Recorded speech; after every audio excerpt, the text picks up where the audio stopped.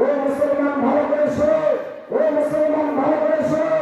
আজকে আমরা একতাবদ্ধ হয়ে যেমন ভাবে 5ই জুলাই রক্ত দিয়ে জীবন দিয়ে আমরা আমাদের দেশের স্বাধীনতা রক্ষা করেছি, আর এই স্বাধীনতা যদি আমরা একবার হারিয়ে ফেলি, যুগের পর যুগ চলে যাবে, পরাধীনতার শিকড়ের পর আমাদেরকে ঘরে বসে আঙ্গুল চুষতে হবে।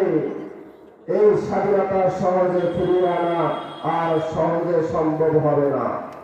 অনেক কষ্ট করে, অনেক মুজাহাদা করে, জীবন দিয়ে রক্ত দিয়ে আমরা এই স্বাধীনতা ফিরিয়ে দিয়েছি। যদি কোনো রাম বাম এই স্বাধীনতা আমাদের কেড়ে নেয়, তাদেরকে এই স্বাধীনতা কেড়ে নেওয়ার সুযোগ দেওয়া হবে না। আজকে দেশের মধ্যে ইসকন নামে একটা জঙ্গি সংগঠন আছে না? ইসকন নামে একটা জঙ্গি সংগঠন, তারা আজকে মুসলমানদেরকে, বাংলাদেশের সংখ্যাগরিষ্ঠ মুসলমানদের দেশ, এই সংখ্যাগরিষ্ঠ মুসলমানদের দেশে তারা এসে মুসলমানদেরকে যেখানে সেখানে কুপিয়ে মারতেছে। নাউজুবিল্লাহ। তারা এত সাহস পায় কোথায়? তারা এত সাহস পায় না কোথায়? এটা দেশ হলো আমাদের, কারণ আমাদের একতা নাই, আমাদের একতা নাই, আমাদের ঐক্য নাই। আমরা হলাম দলে দলে বিভক্ত, আমরা হলাম দলে দলে বিভাজন। দলে দলে বিভাজন হওয়ার কারণে, দলে দলে বিভক্ত হওয়ার কারণে আজকে ইসকন নামের একটা জঙ্গি সংগঠন, সন্ত্রাসী সংগঠন বাংলাদেশের সংখ্যাগরিষ্ঠ মুসলমানদের রাষ্ট্রে এসে তারা মুসলমানদেরকে যেখানে সেখানে কুপিয়ে কুপিয়ে হত্যা করতেছে। নাউজুবিল্লাহ। আজকে এই বিষয় তাফসীরুল কোরআনের মাধ্যম থেকে আমরা জানিয়ে দিতে চাই।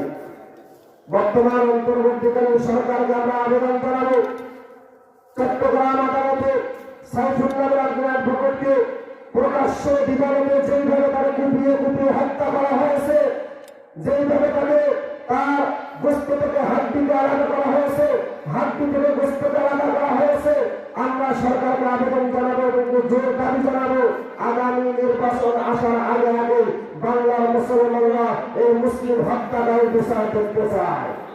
আপনারা চান কিনা? হ্যাঁ ভাই, প্রত্যেকে তারা এত সাহস পায়।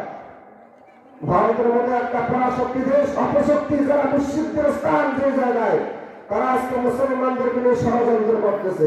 বাংলাদেশের ঐতিহ্যবাহী একটা জেলা, যেটাকে বাংলাদেশের দ্বিতীয় রাজধানী বলা হয়, চট্টগ্রাম জেলা, রাঙ্গামাটি জেলা, কুমিল্লা জেলাকে নিয়ে তারা ষড়যন্ত্র করতেছে।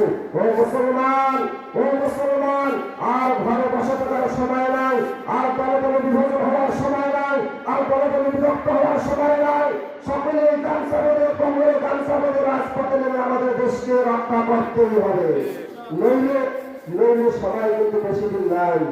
যেইভাবে তারা ষড়যন্ত্র করতেছে, যখন তখন তারা আমাদের দেশে কিন্তু হামলা করতে পারে। এজন্য সময় থাকতেই আমাদেরকে সবাই কাজে লাগাতে হবে।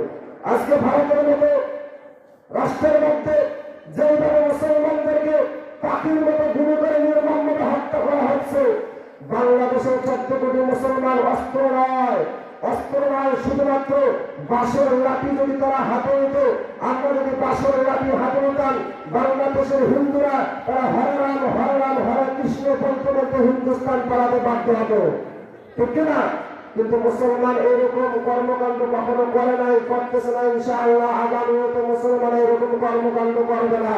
কারণ মুসলমান জানে আমরা হলাম সভ্য জাতি, আমরা কখনো অন্যের দেশ আর একজনকার কাঁধে চাপিয়ে দিয়ে আমরা তাদেরকে শাস্তি দিতে পারি না। এই মাসআলা মুসলমানরা ভালোভাবে জানে।